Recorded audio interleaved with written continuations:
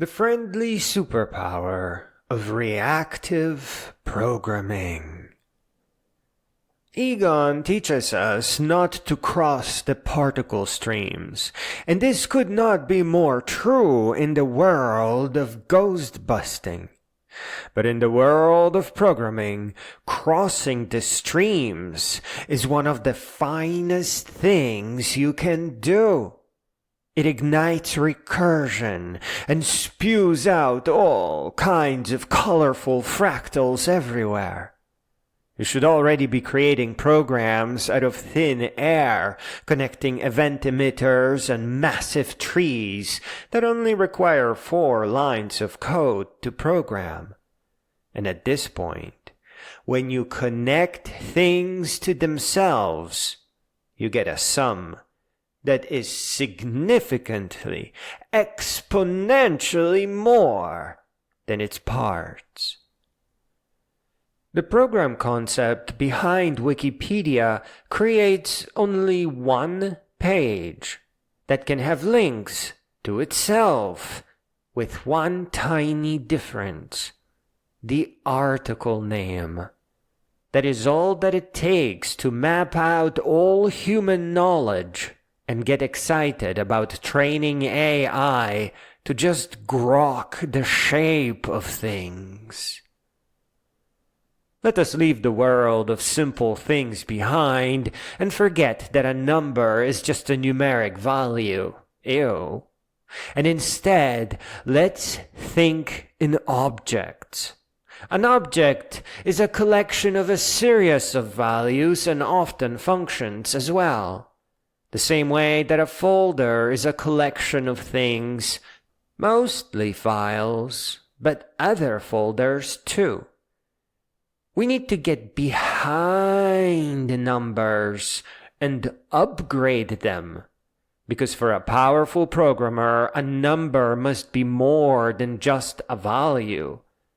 They must have a change monitoring mechanism, often called an observer. For example, we create an object called number and give it a getter and a setter function for value. Getter is just boring. It fetches the number via myNumber.value, no longer just my number.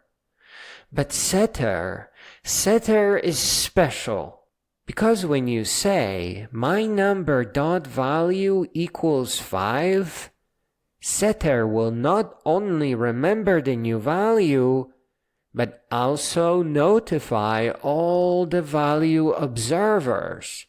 And this is a big deal, as it means automagical updates throughout your entire application.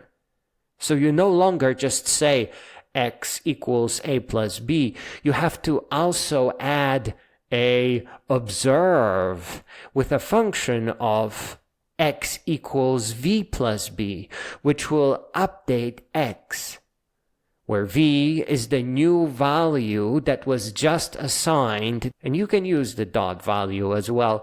It's just that observe gives you a copy along with the notification, and when you see v, you know instantly that this is what has changed.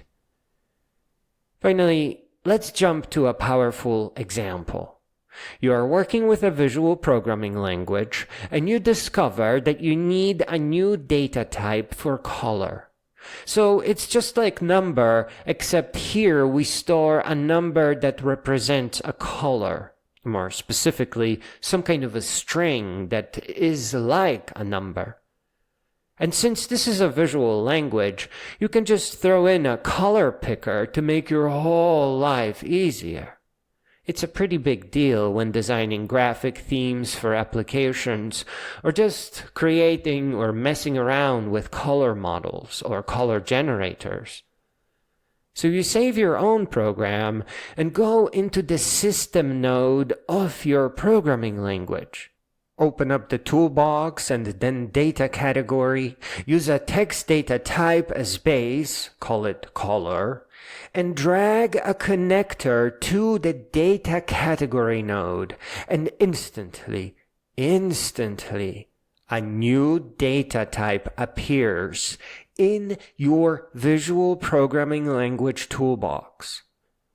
That is the real power of reactive programming, of observing values, of building on top of reactive subsystems. Before you decorate it to have all the features you need, you decide that you don't like your data types being sorted by a label, because the color data type will now appear before string or text and number. So you drop in a sort node, and rather than messing around with an order field, you tell it to sort based on the Y property of your visual nodes that connect to the toolbox.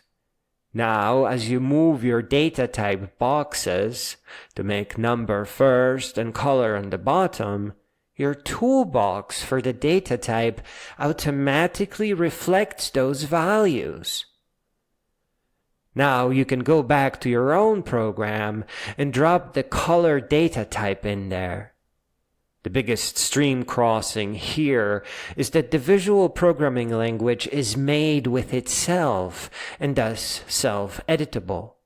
Just imagine the community of hackers that will assemble here, replacing everything and sharing their inventions.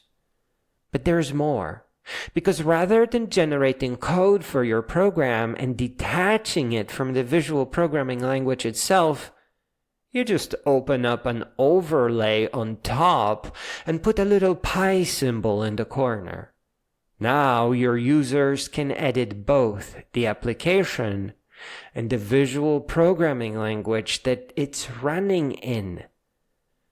It's not as difficult to understand as it seems, because they no longer have to worry about hunting for things that need updating when they make a change. Everything is reactive. Software today is not just broken, buggy, and complex. All those computer programs, they're fossils. Fossils from a primitive era. It's the first try of creating computer programs. The world of programming is ready for more. It's ready for the new programmer. And visual reactive programming is less complex than a hard-to-play game. For one, no node here will chase you or try to eat you. Unless, of course, you program it that way.